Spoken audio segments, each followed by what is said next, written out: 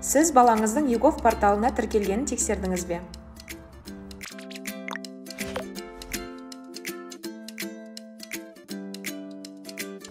Play Market немесе App Store'дан егов Mobile қосымшасын жүктеңіз.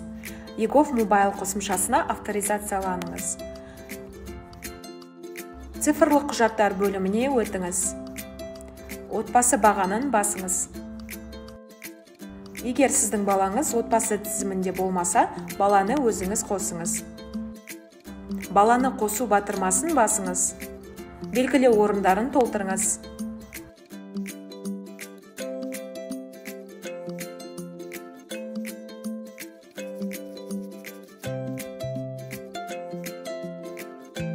Іздеу батырмасын басып, балаңызды қосыңыз.